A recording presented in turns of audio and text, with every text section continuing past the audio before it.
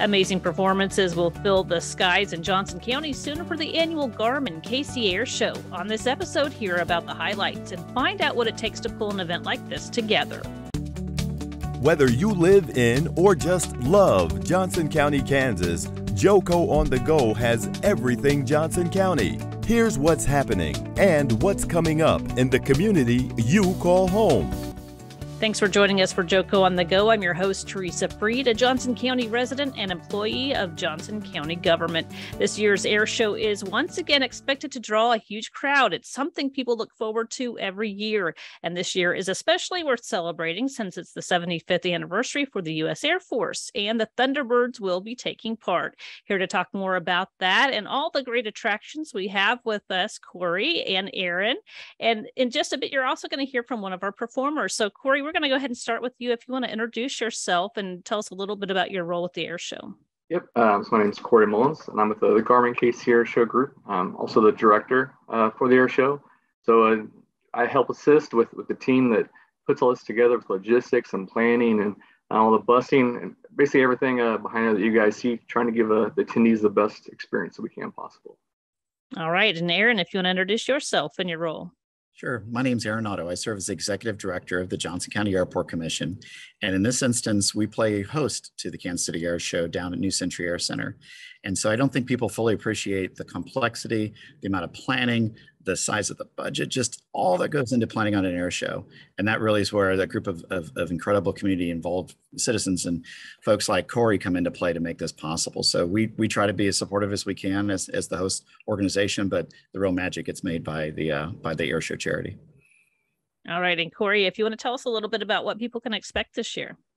So this year we have some, in addition to returning acts from last year, we've added some awesome acts. Patty, you'll hear with in a little bit. She's one of those, as well as the Red Bull Air Force. They're here as well. I'm really looking forward to that. With other performers that are first time here in Kansas City, as well as we got some cool things also for the family and kids. Also, we have a monster truck experience, so that's gonna be really cool. Another thing that we've been trying to get at the air show for the past about 4 years, we're gonna have an Osprey. So definitely glad to see that, and it'll be really cool to check that out, and know the kids will really like that as well. All right, and I mentioned that 75th anniversary. Can you tell me how that's going to be highlighted this year? Yep. So definitely with being the 75th anniversary of the U.S. Air Force, we're going to really celebrate that and go up with a big bang and get a celebration there with the Thunderbirds for this show. I know it's always really impressive to be out there and see the excitement, be part of it. But can you talk about the planning and the preparation that goes into this? I mean, you probably start as soon as the 1 year's finished, you're starting on the next year. Is that right? Yeah, actually even goes a little further. We actually start planning for this 2 years in advance. So there's a lot of time, a lot of things that go into this, a lot of items that people generally look over. As Aaron kind of touched on, the budgets on this are huge, which I think a lot of people don't really consider kind of all the time and money that it really takes to put a show this magnitude on. And Aaron, if you can talk about the airport's involvement. Sure, happy to. So just to put the cherry on the top of the ice cream that Corey just talked about, when we were first looking to host the KC Airshow charities at New Century was for 2020's air show. Obviously, COVID had something to do with that, but I think I signed paperwork for that in March of 2018, requesting the Thunderbirds to come and perform. And so as we lost them in 20, we got them back in 21, but really getting to solo perform and highlight them this year is exceptional. So really a lot of it's just the coordination with what the volunteers and then what the different performers, both local and the military performance teams needs are, which in some cases can include installing an arresting gear out there, which normally an airport wouldn't have, being a non-military airport per se. But just there's a lot of day of type activity that we try to be supportive of, in addition to the throngs of volunteers that Corey's group recruits to help take place out there. Airports were built for air travel. They weren't built on 50,000 of your closest friends coming and spending a few hours with you and all wanting to leave at the same time. So that's just one more example of the logistics that Corey's team gets to work through, and did an incredible job at the 21 show, where I think everybody was off the airport premises with about 30 to 45, 50 minutes, which is pretty exciting when you think about 50,000 people would make it like the 14th largest city in Kansas comes and decides to pay you a visit over the weekend. So huge numbers in the past of what we're looking at, and how do you make the logistics flow for, again, a place that wasn't necessarily built for that per se, but through his work and some dollars and a lot of buses, you can make that possible and make that happen.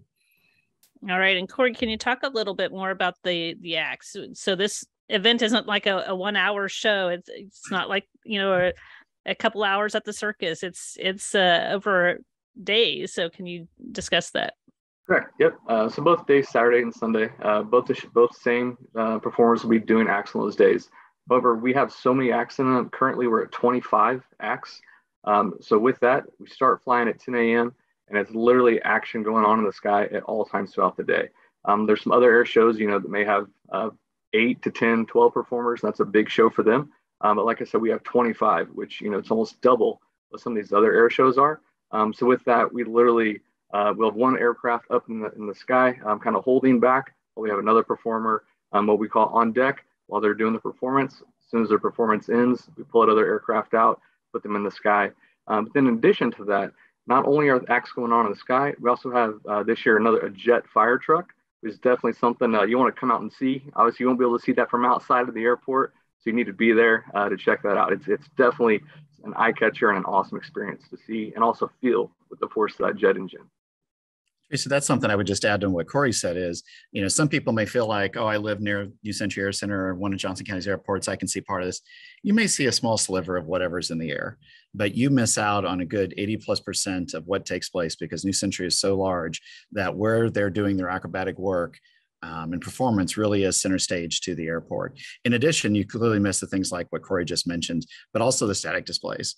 Every inch of ramp that we have, I can assure you, Corey has found a place to put a military aircraft or some kind of unique historic aircraft so that people have a chance in some cases to tour them, in other cases just to see a piece of history, up close and in person. And again, the only way that can happen is buying a ticket and hopping on a bus and heading over to New Century on the 3rd or 4th September.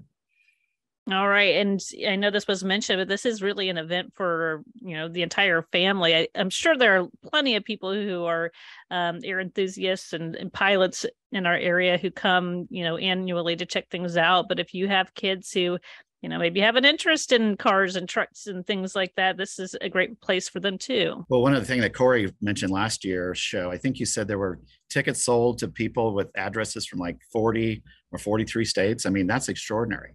But again, when you have one of the military performance teams coming, I'm now on their fan pages after last year. People travel because they only get to do about 30 shows a year each. And if it's anywhere nearby, it's amazing the following those two groups will bring, to say the least, between the Blue Angels of the Navy and the Thunderbirds of the Air Force. But Corey probably has some better statistics than my memory.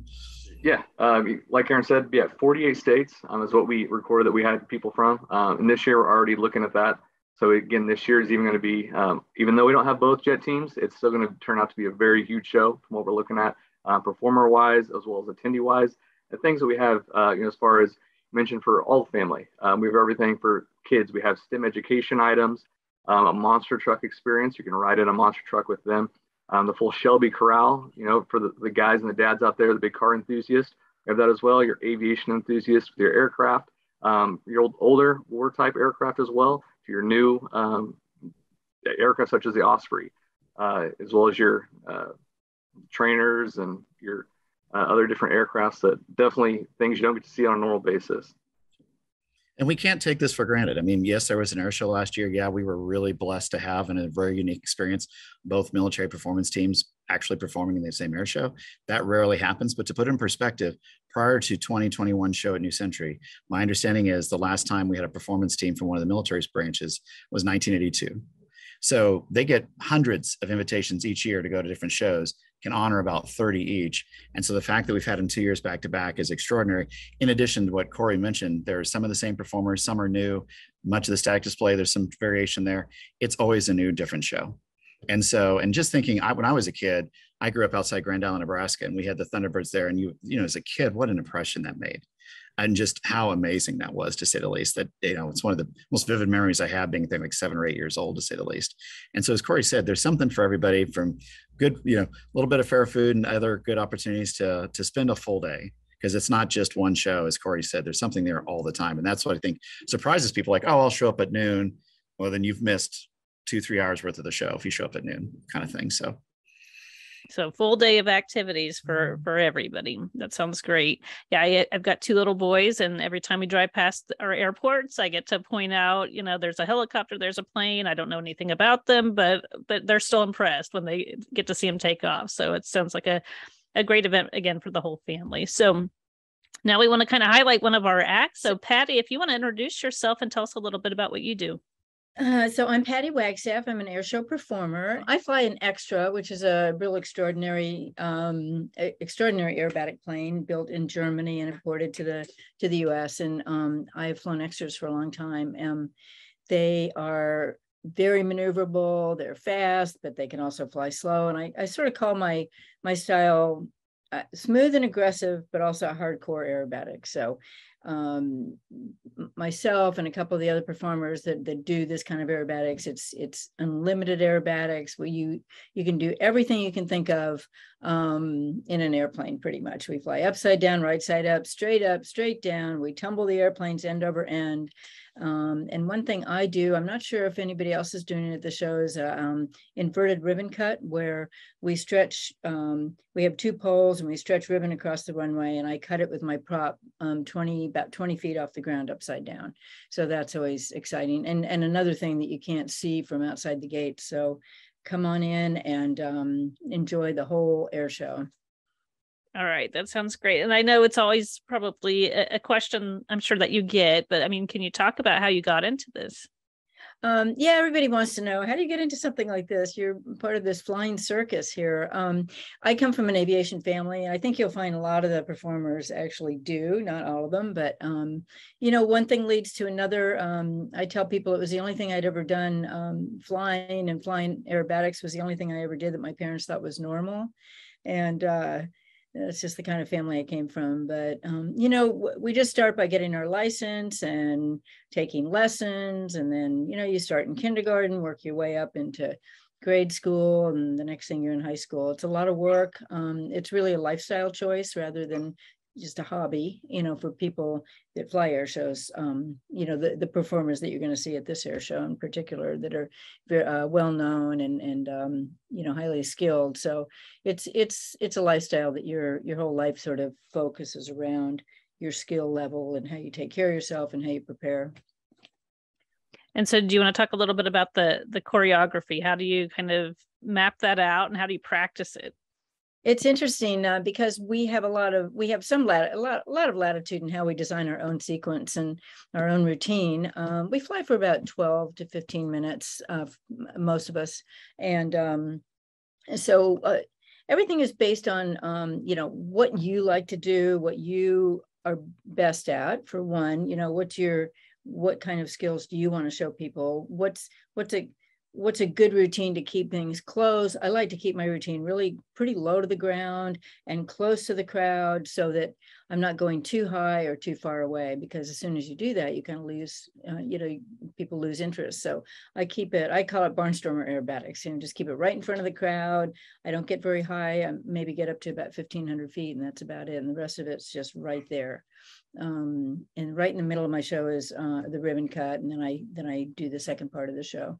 After that, of course, we play really cool music, and the announcer's going to explain what we're doing while we're doing it. And but putting a routine together is not easy. It's all about energy management. So when you go up, you get slow. When you come down, you get fast, and you have to turn that speed into altitude every single time you go back and forth across the box. So there's a lot of planning and thought that goes into it.